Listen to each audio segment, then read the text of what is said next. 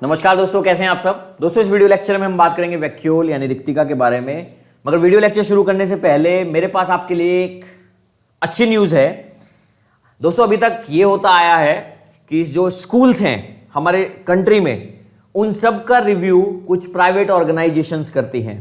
मगर देश में पहली बार एक ऐसा रिव्यू होने जा रहा है जो by the parent, by the student, for the school हो रहा है। तो आप सबके पास मौका है अपने स्कूल का एक जेन्युइन, सीधा सच्चा रिव्यू करने का। तो उस रिव्यू में आपको क्या करना है, आपको ज्यादा कुछ नहीं करना है। लिंक डिस्क्रिप्शन में दिया है, वहां पर जाकर आप क्लिक करेंगे तो आप सीधे रिव्यू के जो क्वेश्चन एयर है वहां पर आ जाएंगे। वहां पर आपकी कोई पर्सनल डिटेल नहीं ली जा रही है, सिर्फ ईमेल आईडी ली जाएगी और बाद में जो क्वेरीज हैं उन सबके आपको जवाब देने हैं। उन जवाबों के आधार पर आपके स्कूल का एक रिव्यू तैयार किया जाएगा जो पब्लिकली इस फोरम पे डाला जाएगा, जिस फोरम के माध्यम से आपके स्कूल्स की रैंकिंग पता चलेगी। तो इस देश के या इस विश्व के आप किसी भी स्कूल में पढ़ते हैं, मैं हिंदुस्तानी हूं, इंडिया में पढ़ाता हूं, तो मेरा तो कंसर्न सिर्फ इंडिया के स्कूल से रहेगा। आप मुझे मतलब ही कह सकते हैं तो कह लीजिए, मगर मेरा जो और शॉर्ट इंडिया का जो मोटिव है वो इंडिया में एजुकेशन के स्तर को बढ़ाना है, उसको इंप्रूव करना है। तो मैं आप सभी से गुजारिश करूंगा कि इस रिव्यू में पार्टिसिपेट करिए और अपने सभी फ्रेंड्स या लोकेलिटी में इसको स्प्रेड करिए और वो रिव्यू कराइए, क्योंकि ये आपके लिए ही बेहतर होगा। क्योंकि आपके स्कूल का जब एक सीधा सच्चा रिव्यू आपके स्कूल को मिलेगा तो देयर आर चांसेस कि स्कूल आपको सुनेगा और आपके एजुकेशन के स्तर को बढ़ाने के लिए वो जरूरी कदम उठाएगा। और इसमें कोई रिस्क भी नहीं है, क्योंकि इसमें जो पर्सनल डिटेल के नाम पर सिर्फ ईमेल आईडी ली जा रही है वो भी हम किसी से शेयर नहीं करने वाले हैं। वो किसी से भी हम शेयर नहीं करेंगे, चाहे कोई भी आ जाए। तो आपका सिर्फ जो रिव्यू है वो बहुत इंपॉर्टेंट है हमारे लिए और आपके लिए, जिससे हम सभी साथ मिलकर अपने देश के एजुकेशन सिस्टम को इंप्रूव कर सके, अपने देश में एजुकेशन पेडागॉजीज और जितनी भी पद्धति हैं उसको इंप्रूव कर सकें। थैंक यू सो मच दोस्तों। चलिए अब वीडियो लेक्चर को शुरू करते हैं। तो लेक्चर में हम सबसे पहले वैक्यूल के बारे में जानेंगे। वैक्यूल क्या होती हैं? Vacuoles are the sap filled vesicles. They are found in eukaryotic cells and they are kind of storage sacs. Vacuoles यानी रिक्तिका रसयुक्त वेसिकल्स होती हैं जो यूकेरियोटिक कोशिकाओं में पाई जाती हैं। अब यूकेरियोटिक कोशिकाएं क्या होती हैं? यूकेरियोटिक कोशिकाएं या यूकेरियोटिक सेल्स वही सेल्स होती हैं जिनमें मेम्ब्रेन बाउंड स्ट्रक्चर्स पाई जाती हैं, जिनमें डिस्टिंक्ट स्ट्रक्चर्स और सेल ऑर्गेनल्स प्रेजेंट होते हैं। ये संग्रह की थैलियां होती हैं, इनमें स्टोरेज होता है। जैसा कि आपको अगर मैं एनिमल सेल में दिखाऊं तो they are number of small sized and temporary vacuoles.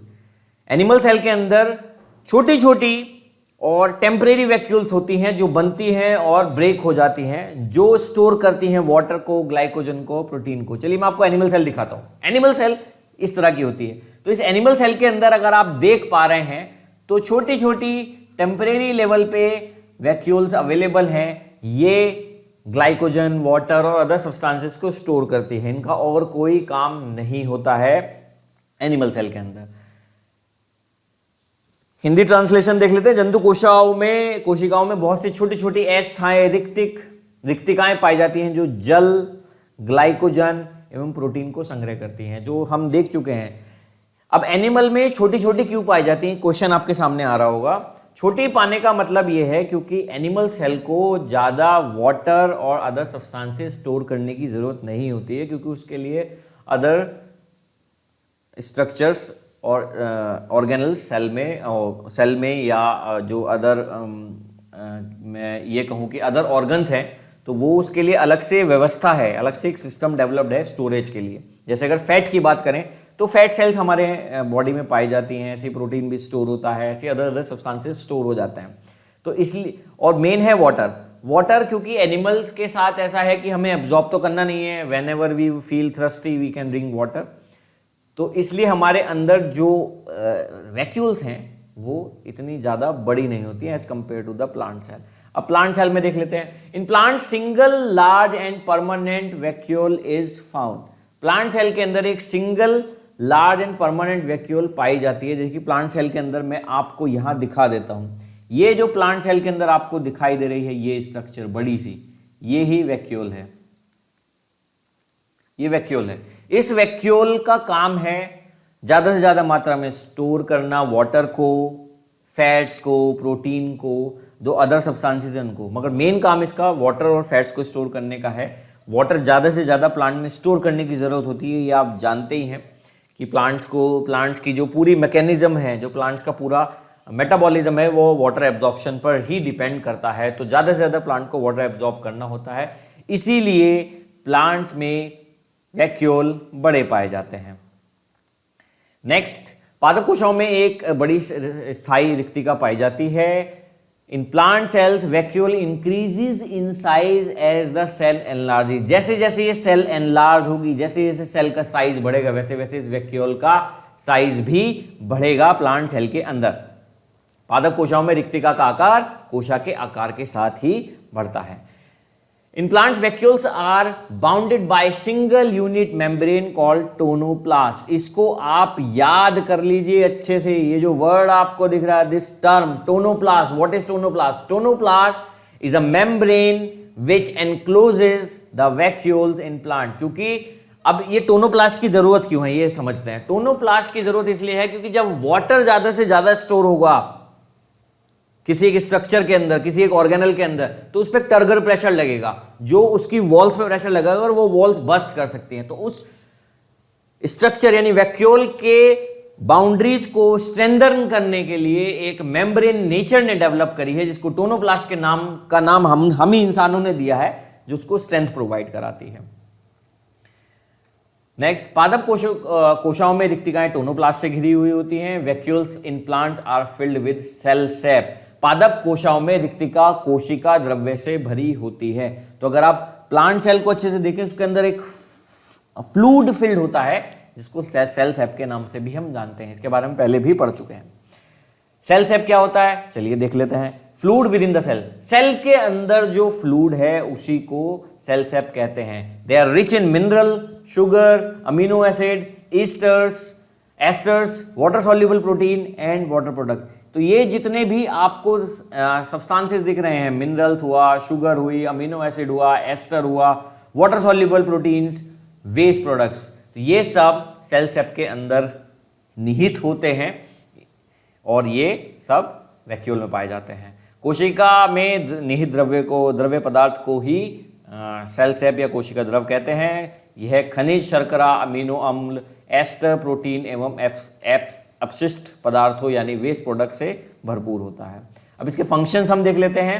Functions में cell sap of vacuole maintain the turgidity of the plant. तो टर्जिडिटी क्या है? टर्जिडिटी में आपको वही बता रहा था, जो प्रेशर फ्लूइड लगाता है, वाटर लगाता है, उसको मेंटेन करने का काम सेल सैप का होता है। Otherwise the structure or the organelle will burst. The second function of the vacuole, they play a key role in the growth of elongation of the cells. vacuole cell के structure यानी cell के size को elongate यानी उसकी लंबाई बढ़ाने में उसकी हेल्प करते हैं। जो जैसे जैसे वैक्यूल का अंदर साइज बढ़ेगा, सेल का साइज भी बढ़ना शुरू हो जाता है।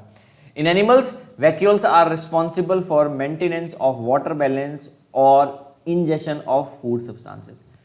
एनिमल सेल्स में वैक्यूल्स का काम वाटर बैलेंस को मेंटेन करना है और साथ में ingestion of the food substance, जो फूड सब्सटेंस है उसको इंजेस्ट करने का काम होता है। Next, vacuoles store water, minerals, reserve food in the form of sugar. Vacuole में वाटर, मिनरल और जो फूड है वो शुगर की फॉर्म में स्टोर्ड रहता है। तो चलिए दोस्तों, ये था हमारा इस टॉपिक और जो सेल के जो ऑर्गेनल्स था उसका लास्ट वीडियो। इसके बाद इसमें एक और लास्ट छोटा सा एक टॉपिक बचता है क्लास 9 के लेवल पर, जिसको बोलते हैं सेल डिवीज़न। तो उसके बारे में हम नेक्स्ट लेक्चर में बात करेंगे। मगर आप सबसे विदा लेने से पहले मैं आप सबको एक बात दोबारा से दोहराना चाहूँगा, जो मैंने वीडियो के शुरुआत में भी दोहराया था आपसे, कि एक सर्वे हो रहा है, that is by the parent, by the student, for the school and better education in India. तो उस सर्वे में आप ज़्यादा से ज़्यादा पार्टिसिपेट करिए, क्योंकि आपका पार्टिसिपेशन ही आपकी प्रेजेंट एजुकेशन सिस्टम को चेंज करने में सहायक हो सकता है, और आपके पीछे जो जनरेशन आ रही है, यानी आपका जो भविष्य है, उन लोगों को भी मदद करेगा। क्योंकि बहुत सारी जगह पर प्लेटफॉर्म्स पर ये देखा गया है कि पेरेंट बहुत कुंठित है, स्टूडेंट बहुत कुंठित है, मगर उनकी बात सुनने वाला कोई नहीं है, और वो उन्हें भी एक डर है कि पहचान अगर उजागर हो जाएगी तो बातें थोड़ी ख़राब हो सकती हैं, सिचुएशन थोड़ी उनके लिए ख़राब हो सकती है। तो इसमें आपको यहाँ घबराने की कोई ज़रूरत नहीं है। यहाँ आपकी कोई पर्सनल डिटेल नहीं ली जा रही है, सिर्फ एक ईमेल आईडी ली जाएगी, और ईमेल आईडी भी आपकी कॉन्फिडेंशियल रखी जाएगी। We will only share the answers of the questions which you have answered. तो जो भी आपने सर्वे दिया है सिर्फ हम उसको वो शेयर करेंगे, आपकी कोई पर्सनल डिटेल ना तो मांगी ही जा रही है, और जो भी ईमेल आईडी के रूप में मांगी जा रही है वो भी हम शेयर नहीं करेंगे। तो आपके पास पूरा चांस है अपने स्कूल की अच्छाई और कमियां सबके सामने लाने का। सो दोस्तों, इससे पहले कि मैं विदा लूं, एक छोटी सी चीज़ मुझे और कहनी है कि अगर आप हमें सपोर्ट करना चाहते हैं तो वीडियो को लाइक करें, शेयर करें, और चैनल को सब्सक्राइब करना नहीं भूलें, क्योंकि इससे ही हमें ताकत मिलती है। Thank you so much.